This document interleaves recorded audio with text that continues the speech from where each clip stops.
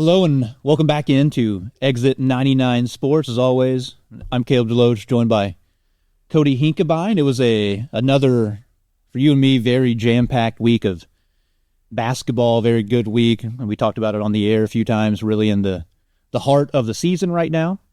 But before we get to basketball, Cody, I think we start out with maybe the biggest news in the area that came out this week, or this past week, that former Jackson coach Brent Eckley has taken the job, moved back to the state of Missouri, and will be coaching at Farmington next year. What was kind of your just reaction whenever you saw that news for the first time? Yeah, big news, right? Oh, it has been a rivalry for several years now, and you look at SEMO North foes should be competing probably for it once again. Yeah, it should be exciting, should be interesting. I mean, first off, I'm happy for Coach Eckley. Congratulations to him getting back here to Missouri. I know it was kind of like family motivated to move back up to this area. He has a lot of relatives up here, kids, his grandkids are all on the eastern side of the state predominantly here.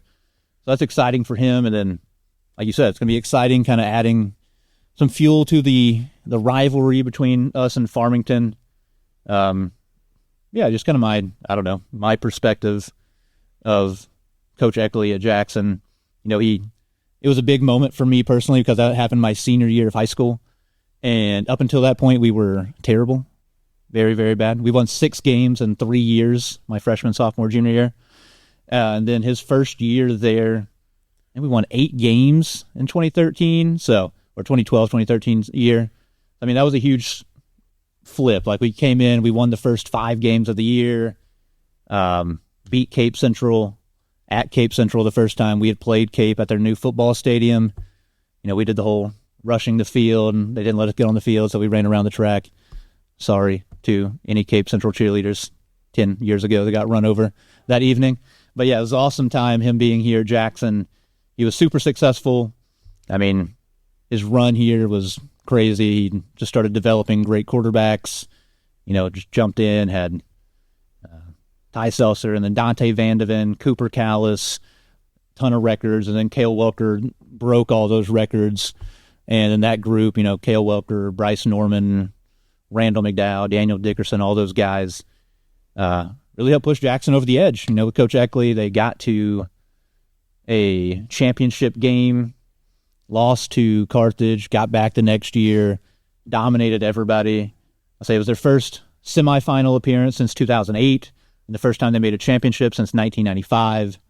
And won their first ever championship in 2020. So his run at Jackson was super, super memorable. Yeah, when you go 1-1 state title games, that's pretty successful, but he will have a lot of familiar foes. So they'll play Poplar Bluff, Jackson. They're in the district with Cardinal Ritter and Cape Central, obviously, so should be pretty entertaining. Yeah, it'll be a big change, too, for, if you've been watching Jackson football for a while. Jackson plays Farmington every year, and Farmington, since I've been in high school, I'm pretty sure, has played option-style football. So that is not what Coach Eckley does. Spreads it out, obviously. So that'll be interesting to see how he's able to transition them over the next year or two. Yeah, I don't think Jackson has lost but 10, 12 years. Yeah, it's been a long run. It's been a long time since Jackson's lost to him, but mark that on your calendar, September 19th. Jackson goes to Farmington. Okay, so first time will be at Farmington. Yeah, that'll be cool. Yeah, so that's just something kind of on the radar. Like I said, probably the biggest just news, actual game news that's happened. So that's huge. Coach Eckley, obviously, one of the best coaches in the state while he was here, in the Hall of Fame. I think he won 102 and 27, I think was his record at Jackson. So that's a crazy stat. So super successful, and it's exciting. It's kind of enjoyed just having Farmington as a win in the last few years. It'd be tough, maybe a little exciting, but I'm sure Coach Nesbitt's going to have his guys fired up. Obviously, none of the kids on the team played for Coach Eckley anymore. He's been gone long enough, so maybe not as much of a connection there. But, yeah, pretty crazy news, exciting to see maybe for some people. I know, he has a lot of friends and family in this area, so exciting times. But, Cody, kind of getting into what season it actually is here, basketball. We had a ton of fun, and you and I started out the week down at Scott City. We called that Scott City Cape game. Yeah, very good game. Went back and forth, obviously right in the heart of conference schedule. These teams step out, play a good game. We knew it was going to be good from the start, from the Christmas tournament. Coming into this, Scott City's only losses were at the Christmas tournament. Pretty good crowd down there, but we knew it was going to come down to the end. We joked around before the game, hey, maybe 1-point game, 5-point game. It was actually tied with 6 seconds to go, and a very good ending there. Yeah, that was a lot of fun. It ended Tyshandre Edwards, who was leading scorer for Cape. He had 16. He had a tip in right at the buzzer. I think they got the ball into Mateo Rivers. He drove full court, did his best Tyus Edney impersonation, but didn't get it to go, threw up a shot, and Edwards came in, tipped it in, and clock kind of ran out on Scott City. You and I in the moment there were kind of wondering what was the deal there. Scott City called a timeout after they scored to tie the ball game. Didn't work out kind of in hindsight for him there. Yeah, you see Coach Dan Mueller do that a lot whenever they make a bucket, kind of set up his defense, but let that be a lesson. Offense or defense, you got to go get the rebound. If you're Scott City there, you'd like to see a little bit of boxing out, go grab it, and then obviously if you're on offense, go get it for the putback. Nobody boxed out Edwards, and 6'7" big man with a putback. Yeah, and in that ball game, I'll say the only other guy, Kobe Watson for Scott City, he had 27. He carried them. I mean, he had 27 of their 51. He was awesome. And then I know their next ball game against Advance, he got 1,000 for his career. So Big moment there for Mr. Watson. And, another good showing for Scott City. Obviously, they lost, but, they've made things really difficult for Jackson in the Christmas tournament, and now Cape Central. So they're definitely priming up, heading toward an eventual meeting, we assume, with Woodland in their district title game. Yep. So that'd be fun. The only other, kind of area game was Sykeston. Kind of felt like Sykeston got their groove back a little bit, going to play Warren Central. They're supposed to play another opponent, and they got switched over to Warren. Kentucky does something weird where they play their state title games like super early, and that was what the reasoning of it was. But yeah, they played another team. They blew out Warren Central in the second half, and so that kind of jump-started a Sykeston renaissance here where they are starting to put it on some people, and I'm afraid they might kind of be rounding into form after losing to Farmington last week.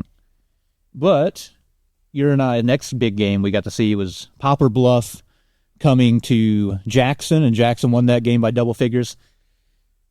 What was your takeaway from just that game? Obviously, we have the hindsight of what happened the rest of the week for Jackson, but just looking at Poplar Bluff, what did you think about that game? Yeah, Jackson played well. We thought that it would be a tight game coming in. Jackson actually jumped out to a big lead. Didn't necessarily put them away like you would have liked to see, stayed double-digit ahead, but yeah, come away with the 11-point victory there, and the big note of the night. Go ahead and you can. Yeah, Kole Deck. He had 28 in that ball game. I think he needed 20 coming in to get 1,000. So big moment for him. I saw, Coach Toma pointed out kind of a cool moment for him. He's had a player each year of his tenure at Jackson has reached 1,000 points for his career. It was Deck this year, Harris last year, Ernst the year before. So yeah, Jackson's having a good run here of guys putting up buckets. And really not a 4-year type player, you would say. Did it in just a couple of years and only fitting. He does it at the free throw line. Does a good job hitting his free throws and was able to get 1,000, like you said, into the game with pretty easy victory for Jackson over Poplar Bluff at home. Yeah, I was impressed by that. Like you said, I didn't expect it to be that easy, quote unquote. But yeah, Jackson got up like 18 or so. I think it was the third quarter, and they just kind of coasted into the finish. That's what Coach Brownsberger, we talked after the game. He said, you'd want to, when you're up by 18 at a point a game, you want to push that up to a 20-point win as opposed to letting them kind of claw back. But Jackson coasted to victory, got a 58-47 win. No complaints, really, whenever you win a ball game. And then we were supposed to have a Cape New Madrid game on Tuesday, but as was the case for a lot of teams, especially further south, a lot of sickness in the area. A lot of games around here got, at least like I said, further south, they got canceled this week. Yeah, well, it's going to be a busy week for a lot of these teams. Cape Central was one of those. You'd hate to say what would have maybe happened later in the week if they had played a busy schedule. But, yeah, that game canceled on Tuesday. And like you said. Yeah, and then, the other kind of Cape County game, Saxony dropped 1 to Delta. Owen Buckeye at Saxony did put up 20 in that game, but Saxony's had a rough season this year. They lost a lot from last season. So Coach Scott, new first year there, whole new regime, whole new everything. So a little bit of transition going on there. Saxony dropping 1 to Delta. And then maybe some of the other games around the area that were of note, at least games that we had, common opponents, Cape Jackson, Farmington went to Hillsborough. Farmington won that game by 11. Low-scoring game, but, Hillsborough's good. Farmington's good. We've seen both of them already. Big rivalry in Stoddard County. Puxico went to Dexter and beat them by 10. It was another close game. Woodland continues just crushing people. They won 78-43 over Bell City, and as I mentioned, Scott City beat Advance by a lot. And that's where Kobe Watson scored 1,000 points for his career, and then continuing the theme, I said Woodland's just going around killing people. They played Kelly, beat them by 30. They are looking really good. We can just touch on Woodland there. They look very, very good so far this year, Cody. Yeah, not just one person dominating. We've seen, obviously, Kinder at the Christmas tournament put up big numbers, but all 5 guys can score the basketball. They play good defense and have hit the 100-point mark a few times this season. Yeah, they look very good. And then Thursday, we're supposed to have another game in Cape Girardeau, but Notre Dame and Malden also canceled due to illness. Like I said, if you live in the Boot Heel, wash your hands. A lot of sickness apparently going around there. So, too bad. We lost a couple of good games potentially, but I guess we can just kind of head straight into Friday, Cody. The big one, Cape Central goes to Jackson, wins the season series. They had played 2 times already. Cape got Jackson in the conference tournament. Jackson turned around, won their first Christmas tournament championship since 2014, and Cape winning the third battle, 48-42. What were your thoughts, impressions, everything about that ball game? Yeah, early in the season, Jackson had some games where they got off to slow starts, were down in the first quarter. This time they jump out to a big lead early and then kind of let Cape claw their way back into it. Give credit to Cape. Lockdown on the defensive end. Obviously, like you said, a low-scoring ball game, as Cape and Jackson games have been most of the season, and Cape comes away in the end 6-point victors. Yeah, like you said, Jackson got out hot. They were up by double digits. I think they were, I'm going to say 21-10 was their biggest lead early in the second quarter. And then from there, Cape just controlled the rest of the game. I mean, Jackson outscored them in the first quarter, and then Cape won every quarter after that. They held Jackson to single digits in the third and fourth quarter, so Cape, they made the winning plays down the stretch. I'd give the MVP of that one to Mateo Rivers. He was good offensively. He really made the push for them in that third quarter, hit a lot of tough shots, found his spots, got in the mid-range. He's a super, super quick guard, very shifty, and he did a great job offensively, kind of leading the charge to take the lead in the third quarter. And then for 4 quarters, Cody, I'd say the biggest impact he made was he followed Kole Deck all over the court and made his life very, very difficult. Yeah, frustrating night for him. Obviously, you could see the expression on Kole Deck's face, maybe a little bit with Rivers, maybe a little bit with the officiating. Either way, you got to play through that. Only 9 points on the night for Kole Deck. Don't want to put the blame on him, but tough night all around for the Indians. Yeah, Mateo did a great job, the primary defender. And then the other thing is, him and Antonio Sims, another guy, Sims especially, who, isn't somebody that's over double digits a lot. He had 10 points, especially early, I think, in the ball game was where he got a lot of his points, and he was kind of the one helping them hang around in that ball game. So that was impressive, seeing him come out, be aggressive like that. Yeah, a lot of times you learn more from the losses, though, right? Coach Toma, Coach Brownsberger, they'll have them guys bounce back. I'm impressed with the young guys. You had a sophomore with 11 points. You have the freshman stepping up, getting into double figures there. So a lot coming up for Jackson also. Yeah, and like you said, young guys, just another building block. You got to keep getting better. We're still early in the season, a little past the midway point, I guess, at this point through the season. Yeah, these guys are just getting better, especially, like you said, the younger guys. Jory Toma has really stepped up and has become pretty consistent at this point, I would say. He's the guy who's getting everybody's best player on the other teams most nights. And then John Ernst, it has been kind of up and down minutes-wise. He did a lot of his damage earlier in the ball game. And I hope to see, by the end of the season, everything, doesn't matter what your record is, you get into the playoffs. So I'm hoping by the end of this season, Ernst is pretty confident and consistent and is able to be out there in like these fourth quarters and step up, make big plays, as he's done a few times this season. He was the guy against Farmington, really, that made the difference in Jackson. That was another game where they held Kole to 10 points. I think he had 14 in that one, and he guarded their best player, Cannon Roth. So he's definitely had a lot of moments, and I think by the time we do get to the last couple weeks of the year and get into the postseason, I think he's going to be a guy they can really, really count on. Yeah, sometimes it's just cliche, but Indian coaches will tell you every year. It doesn't matter how you're playing through December, January. All that matters is come March that you make a good run in the playoffs, and that's what Jackson is gearing up for. Yeah, and then the last game, I mentioned Saxony having some issues so far this year, getting over the hump and some wins, but they finally did so. I think it was homecoming. They won over St. Pius X.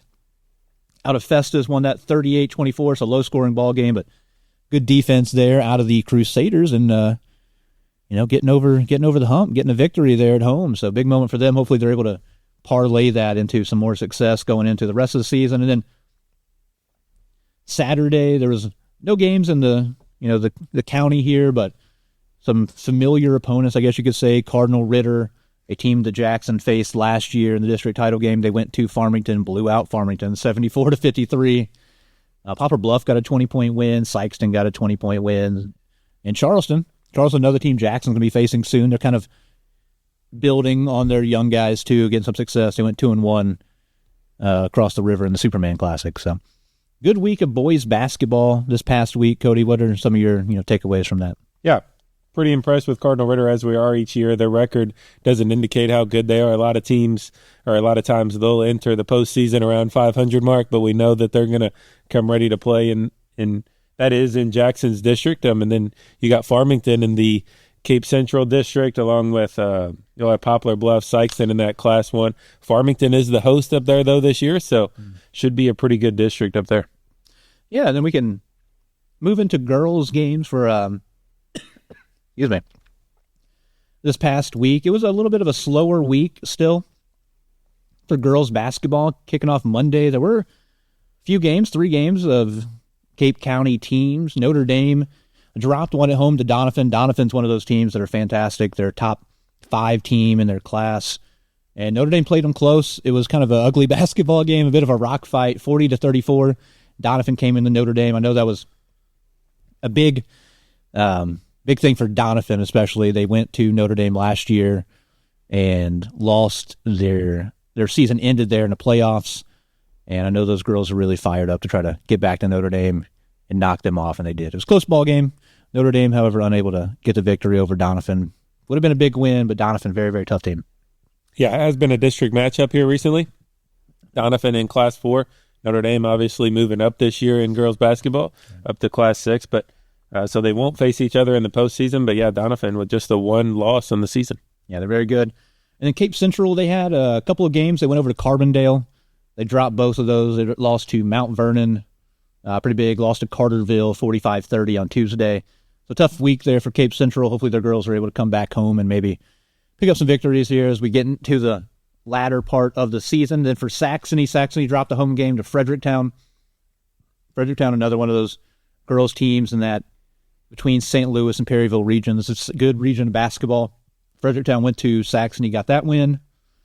And then another team in the area is looking pretty good, Delta. Delta continues playing well. They knocked off Woodland at Woodland. And then Thursday, a little later in the week, Notre Dame went west to Nixa. Very tough tournament over there at Nixa. They played very, very good squads over there and were unable to come away with any victories. Went 0-3 over to Nixa Invitational. They dropped the first one to Nixa, 81-45, and played tough, played battle. I think the last day there, but yeah, unable to come away with a victory over there in Nixa. Tough stretch there, but they have a solid team, especially when they get back over here. It's going to be I think a good stretch for them to end the year. Yeah, so put them down at 7-8 on the season, but like you said, a very tough schedule. They lost to Jackson, Cardinal Ritter, Pattonville, Father Tolton, that Doniphan team we talked about. So yeah, getting back home, they go to Kennett. I mean, obviously some winnable games coming up, though, but we'll be battle-tested. They have a brutal schedule. I'm looking over at your computer right now, Cody. They play, to end the year, 3 straight road games at Corhay Zoo, who's a good squad, at Park Hill Central, who got second place last year in state, and then at Lutheran St. Charles, who is probably the second-best team, regardless of classification, in the state of Missouri behind Incarnate Word, so... And then we mentioned their district now, since they are Class 6, District 1, will be the likes of Jackson, Corhay Sioux. So all to gear them up for the district run also. Yeah, and then I guess the other game this past week, Saxony dropped their second game of the week at Poplar Bluff. So 0-2 week for Saxony girls. They're another team, a lot of young building blocks, a lot of young girls getting time, but I have a lot of belief there. Coach Crawford and Coach Chuck Williams will get things kind of righted. They're going to start building on this year and improve over heading into next season. Yeah, then I guess that wraps up this past week. And so, Cody, I guess before we get into next week's game, something I mentioned beforehand, kind of look, you were talking about some of the districts, kind of look at some of maybe the district standings for a lot of these teams and maybe kind of what to expect, who are the better teams in the districts amongst at least just like Cape Jackson and Notre Dame here. What do they have to look forward to? Still about a month or so away, but we're getting close to that point where you got to start thinking about districts. Yeah, so as you look at Class 4 District 1, that's where Notre Dame is, and boys, they have the likes of Dexter, Kennett, Perryville, Fredericktown will kind of be the host there. So a winnable district for them. Feel like they probably are expected to get to the district title game, but yeah, they're gearing up for that. If you look over at Jackson, Class 6 District 1, that'll be Cardinal Ritter, Lindbergh, Fox. SLU High is the host this year, so we'll be just right down the road from Cardinal Ritter, but Jackson going up there for their district. And then I mentioned a couple times, but Class 5 District 1, kind of the one a lot of people around here will have their eyes on. Sykeston, Poplar Bluff, Hillsboro, Farmington, the host there this year. So that'd be tough going to Farmington. We've already seen Farmington beat Sykeston at their place, so we know Farmington's tough to play at. They beat Cape at their place. And so looking at that district, based on the fact that, Cape, Farmington, and Sykeston are all going to play each other, we'll have to wait and see what the Cape-Sykeston rematch looks like for regular season. But as of now, I think we're kind of trending toward Farmington being the 1 seed. So we could be seeing Cape-Sykeston rematch then in semifinals up there. That'd be a heck of a district to keep an eye on. Yeah, and then when you look over at the girls' side, obviously Class 6 District 1, the host around here will be Corjesu, Jackson, Notre Dame, Seckman, some pretty good teams on the girls' side there. Lindbergh hosting that one. Interesting. Yeah, so Jackson, only 1 loss on the season. The toughest test will probably be Corjesu in that district, so I'll be interested to see how they end up seeding it. Yeah, Corjesu, always a tough test. They're awesome at every sport, I feel like. Their Team Jackson faces in volleyball, too, so that'll be a tough test going up to St. Louis again. But yeah, Lindbergh. If you get a chance, girls fans, go check out Lindbergh. Very nice school, incredible facilities. We were up there last year for the boys' district tournament, so super nice up there. And then I will go ahead and tell you guys about the SEMO conference standings. I kind of got that pulled up here. The Cape Jackson game the other night was between both undefeated teams in the conference. So Jackson picks up their first loss in conference. They're 3-1. Cape is undefeated, and Sykeston's undefeated. They're the only 2 undefeated teams left, so we could potentially be seeing them as a rematch, playing each other for the regular season conference crown after they did already play each other for the conference tournament championship, where Sykeston blew the doors off of Cape. Is that going to be at Sykeston? Yeah, February 14th, Valentine's Day at Sykeston this year. That'll be tough. Yeah, like I said, Cape and Sykeston both undefeated. Jackson sitting at 3-1. Poplar Bluff still only the 1 in-conference game. They lost to Jackson. They will have a lot of busy conference games coming up. Charleston is 3-1, so they're in a good spot too. They'll be playing Jackson, both with only 1 loss. I've got Dexter sitting at 1-2. Notre Dame is 2-3. Kennett's 1-4. New Madrid still looking to pick up their first win at 0-3 in the conference. So kind of shaken out already. You got to, if you're Jackson or if you're Charleston, you have to maybe pick up something you consider a little bit of an upset victory over Sykeston, who kind of feels like the class of the conference. And you got to hope to maybe get some help from Cape Central, maybe, or got to get some teams to pick up some losses if you're those teams. But feels like it's coming down to Cape and Sykeston. Yeah, you kind of need Cape to beat Sykeston. Yeah, it's weird Jackson rooting for Cape, and then Poplar Bluff obviously at Cape Central on Friday night. Just a 1-loss team versus undefeated team. So yeah, Jackson kind of rooting for a couple teams around the area, but have to take care of their own business first. Now I know next week, Cody, is going to be a very busy week around our area and, Jackson for you and I doing the radio. If you haven't heard, Cody and I do the radio for Jackson for 104.7 The Bridge, and we'll have a very busy week, couple of tough games. So how's the week start out, at least on the boys' side? Yeah, Notre Dame at Jackson Tuesday night. Mark that one down, a very good game. We've already seen both of these teams quite a bit, but very good 1 through 5, both teams, and I would expect a big crowd at Jackson on Tuesday night. Yeah, it should be a great game. Obviously, Indians have already beat Notre Dame once, beat them in the third-place game at the SEMO Conference Tournament. That was a close ball game. It was a pretty ugly ball game, if you remember, Cody. It felt like a billion free throws between the two teams. So I'm expecting another pretty low-scoring. I mean, I feel like I just repeat myself every time somebody's like, "Oh, what do you think about the Jackson game?" It's going to be probably low-scoring.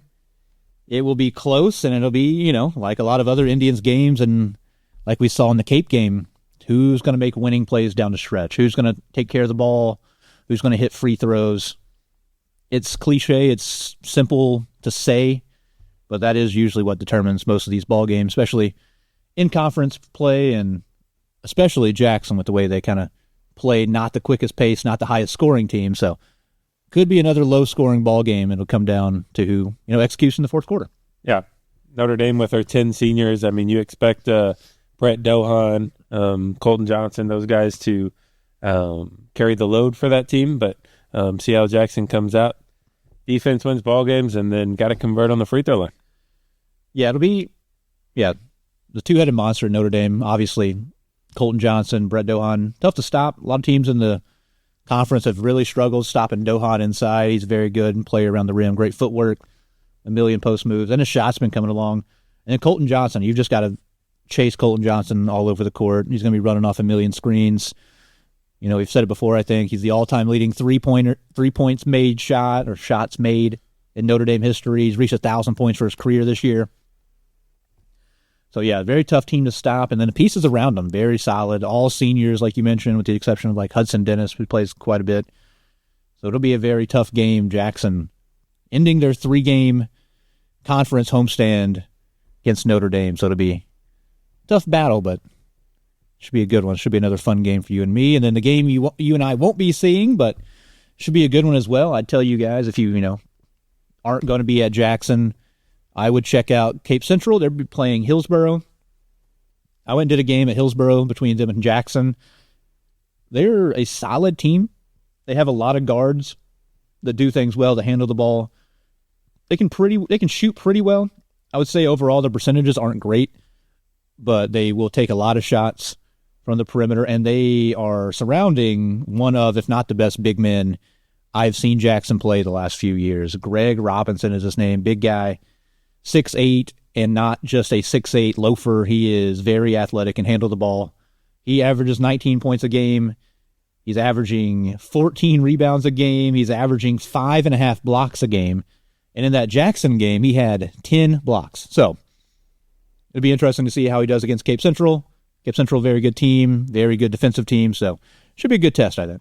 Yeah, it could be a possible matchup. Obviously, those two teams are in the same district, so they could be seeing each other down the line. But, yeah, Farmington, Hillsboro game was closer. I think a 10-point game. We know how good Farmington is this year. So, yeah, expect an interesting one there. Yeah, and then the other game will be Saxony. Saxony's heading to Kelly, so I don't know how to think that game is going to go. Both teams are below 500 at the moment, so could be a potential spot where Saxony could go on the road and pick up a tough victory. Kelly's a tough place to play at. They're coached by Noel Trimmer, great longtime legendary Hall of Fame coach, and they're led by Ross Peters, who averages over 20 points a game, scored over 1,000 his career too. So it'll be a tough trip for Saxony, but they might be able to pick up a win there. And then there's a lot of other good basketball in the area. If you just want to watch online, I know that option's available a lot of places. Some conference teams. Charleston's going up to St. Louis playing Hazelwood Central. Kennett and Poplar Bluff will be playing. So some pretty good basketball. A couple more Class 5 District 1 teams. Farmington and Festus will be playing each other. So that should be a good one. And then Notre Dame makes the trip that their girls team made Also, New Madrid, I think, is going to be making the trip over to Nixa as well. Notre Dame will be playing in the Nixa Invitational Tournament, and I don't have the bracket put up in front of me. I know Notre Dame is playing Logan Rogersville in that one, so I will be expecting a tough matchup if you're Notre Dame. Logan Rogersville, a very good team, and it's a long drive over there in Nixa, but I know it's a fun experience getting to make that trip. You know, as a player, it's a lot of fun. You get to stay out somewhere, stay in the hotels together. It's always a good bonding experience, I guess you could say. And so that'll be a fun trip. I got it now. So yeah, Cape will be playing Rogersville January 30th at 5:30 p.m. Also, if you're not able, or, you know, it's a long trip, not able to make the trip over there, Nixa Public Schools, I think, is the YouTube channel that they run everything on. They do a great job. It's all student run. It's a great production. So shout out to Nixa. But yeah, they do a great job. Yeah, you have, Rogersville is very good. Nixa is very, very good. They have a very good team. New Madrid will be playing Nixa also in the first round of that tournament at 7 p.m. And also Marquette, who's also a very good team. Park Hill, Hillcrest, and Winnetonka are all going to be playing in that tournament. So it'll be a very, very competitive tournament. Notre Dame is going to get in there. They're going to face 3 straight teams that'll all be very, very talented. They'll be playing either Winnetonka or Hillcrest in their second ball game. So it'll be the 30th, the 31st, and February 1st. So 3 straight days of basketball over at Nixa. And it'll be a fun tournament. Definitely check them out on YouTube. But yeah, it'll be a tough one for Notre Dame. That is a very good tournament every year. Yeah, for sure. You want to get away from your area a lot of times and play good teams outside that you don't get to see very often, and that's what Notre Dame is trying to do here, as we mentioned, to get them ready for the postseason. And then it's a big Friday. Jackson will be going on the road for the first time in a couple of weeks. They'll be playing Ladue. Ladue is a very good team, and Ladue will probably be out for a little bit of revenge, a little bit of blood, because if I remember exactly right, they came to Jackson last year, and Ladue was 15-0, I think, going into that game, and Jackson beat them. That was Blaine Harris's first game back from injury. He went crazy. He hit some ridiculous shots, hit buzzer beaters and that, and Jackson got that victory. Yeah, 2-point game at home. So, yeah, as you mentioned, Ladue, a very good team again this season. I think they're 20, I don't remember, two losses maybe on the season now. But yeah, only 2 losses on the season for Ladue. Yeah, they're very, very good. They play a tough schedule too. Yeah, so we have that game on Friday, Jackson at Ladue. And then here, it'll be Cape Central hosting Poplar Bluff. So what do you think? How do you think that matchup's going to go, Cody? We saw both of those teams last week playing at Jackson. How do you think those 2 teams will, fare against each other? Yeah, you can't judge, as we always talk about, who played who in this past week, but obviously Jackson played both these teams, and Poplar Bluff didn't look as great, but you expect them to come prepared against a possible district opponent in Cape Central, and those games, a lot of times you favor whoever's hosting, so I'd probably give the advantage to Cape Central in this one. Yeah, I think so too. I think Cape Central definitely the favorite in that game, but it'll be interesting. Poplar Bluff has not played many area teams with the exception of Jackson, and they've been away from home for a long time. They went a big stretch in a row playing away from their home arena. They did get back home, and they played Dyersburg, Tennessee, blew out Dyersburg, so maybe they're kind of, getting a little bit of rest and kind of getting geared up. They'll be playing Kennett again at home before facing Cape Central, so it'll be something to keep an eye on. Yeah, it'll be a good game if you are, trying to stay local. Definitely go check out the Cape Central game. Should be a tough battle. Obviously, Coach William Durden at Poplar Bluff does a great job. Always will be very prepared. They're a good defensive team. He has a couple of kids on the team, Sammy and Brendan Durden, that do a lot for that team. So should be a good ball game. Like you said, I think Cape Central are definitely the favorites, but I think it has potential to be a close one. And then Saxony boys, they'll be on the road at Doniphan. That's a little bit of a road trip. Another game on the road for Saxony. Definitely a winnable chance, but Doniphan around 500 and in Class 4, so it'll be tough going into Doniphan. It's a tough place to play. And then, the other team to kind of keep an eye on, Class 5, District 1, Farmington, playing at Potosi. That's their third matchup this year. So, yeah, a lot of good basketball. Again, we say it every night of the week, great basketball. And then a Saturday game, Cody, something a little bit different over at Cape Central. Yeah, Jeff City comes down. Jefferson City and Cape both playing back-to-back games. So, You mentioned both teams playing Friday night and then playing Saturday afternoon. A little interesting. Be a quick turnaround, especially traveling all the way down from Jeff City, but expect to be a good ballgame. Yeah, Jeff City, very tough. On Misha, it says they're 11-3, and they are coming off back-to-back Final Four appearances last season. If you look at their record, it's deceiving. It says they're under 500, but they got, I think, 13 games forfeited in the middle of the year. Player didn't have the right grades, and they had that all screwed up, something. I don't know. They went to the state title game, and they lost in the state title game the year before. They got third in the Final Four. So, I mean, Jeff City, obviously one of the premier programs across all sports in the state of Missouri. So it'd be interesting. Cape, back-to-back home games, but back-to-back tough ones, playing a conference team and then playing a very, very good out-of-conference team in Jeff City. Yeah, then we get the girls looking on their side. Cody, how do we start off the week on the girls' basketball side? Yeah, Jackson is obviously at the Lindbergh tournament. I believe you had that pulled up, but I think their first game actually at Lindbergh on Monday. Yep. Yeah, they're playing at Lindbergh against Lindbergh. So that'll be tough. Lindbergh 4-8 on the season, so maybe not the best. Obviously, coming into that, Jackson is the 3 seed. I guess I'll run down the seeding. It is Francis Howell at the 1, MICDS at the 2, Jackson's third, and Marquette, St. Pius, Lindbergh, Kirkwood, and then Steam. I don't know what Steam is, but they are the 8 seed. Jackson will be playing Lindbergh at Lindbergh, so tough draw, playing the home team. They are a district opponent. And at schedule, it's supposed to start at 6:50 is what it says, but all the games will be played. Jackson is the third game of the day. It'll be, Francis Howell is the first one, then Marquette, St. Pius, and then Jackson will be that third game. So maybe get there a little bit early if you are planning to make the trip up. As I mentioned, Lindbergh, very nice school, nice gym, good facilities up there. And that tournament will be Monday, Tuesday, and Thursday. So Jackson will be playing Tuesday against either MICDS or Kirkwood, depending on wins and losses.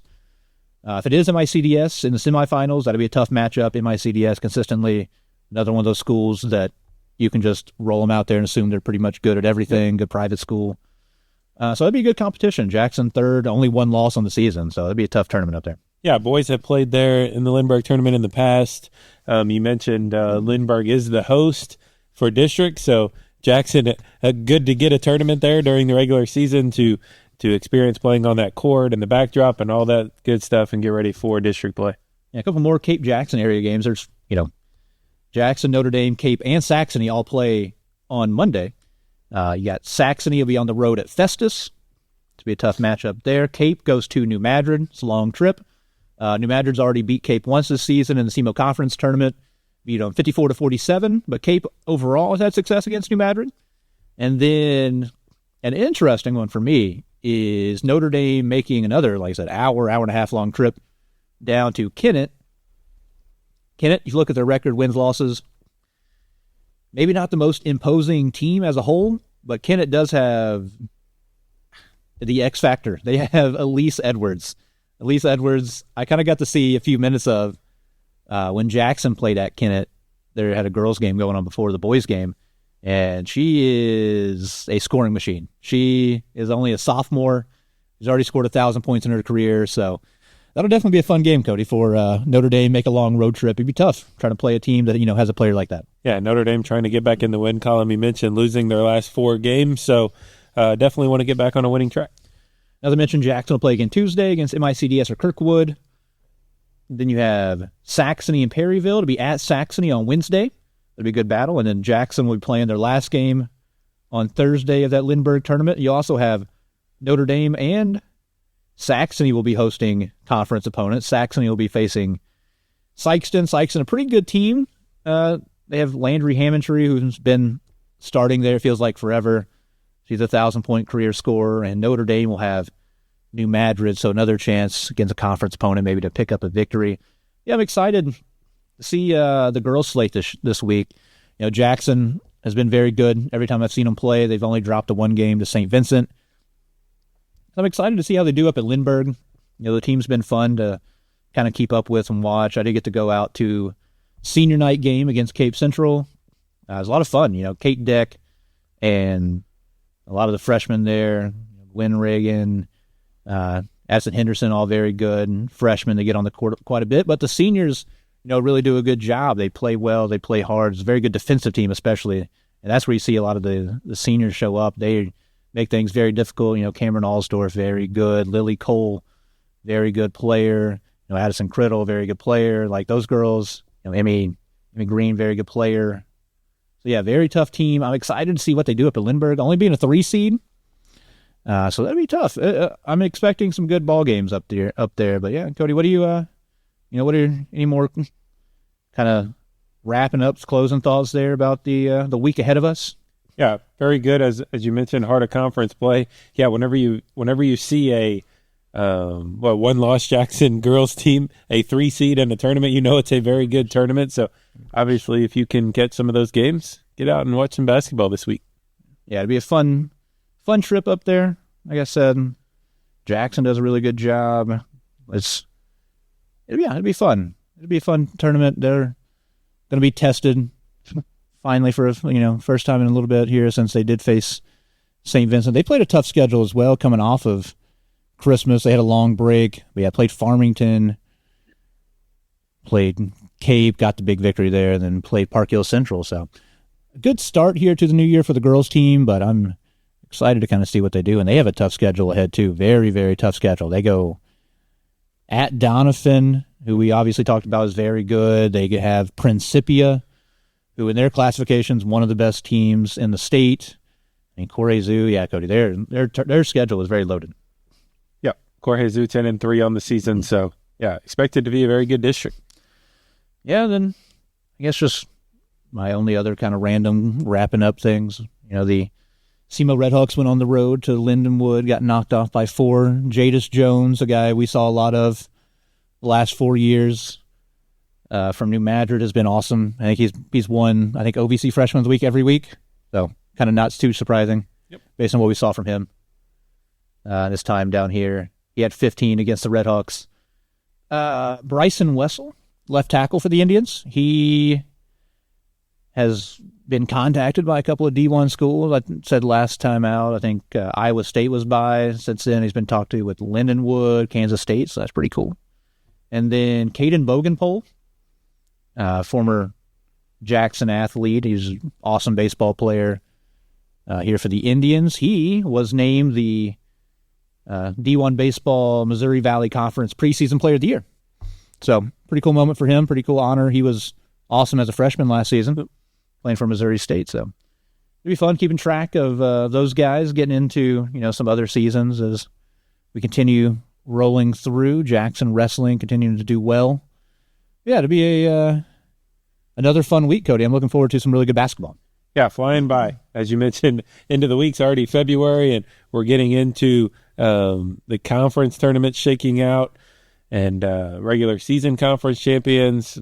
Some of them will be decided over the next couple of weeks, and then what everybody plays for, the district tournament, should be fun. Yeah, it'll be a great week of basketball. We're really, I keep saying it, kind of in the heart of the schedule, the real meat and potatoes, conference games and tough out-of-conference games. So, hey, if you're a basketball fan, come check out some of these games. There'll be a lot of games in the Cape Jackson area. There'll be a lot of good games streamed online from, our teams in our area going other places or other small school games. I know Stoddard County Conference is coming up this next week. So, yeah, check out every game you can. Just a great time for Southeast Missouri basketball. So I'm excited for it. And, looking forward to this next week. Cody and I will be busy covering Jackson games. If you want to listen to us, check us out over at 104.7 The Bridge. Find it online, listen on your radios. And, we'll have Jackson games over there. Our compatriot Ryan on 95.7 Cape Radio will be doing all the Cape games. So check him out as well if you want to hear their games. And he does a YouTube live stream, Cape Central Sports, I think is just what it's under. So check that out as well. Yeah, that is about all from me. Cody, you have anything else closing up? Look forward to it. Yep, looking forward to another good week. Thank you guys all for listening. Have a great week. Have a great night, everybody. We'll see you again next time.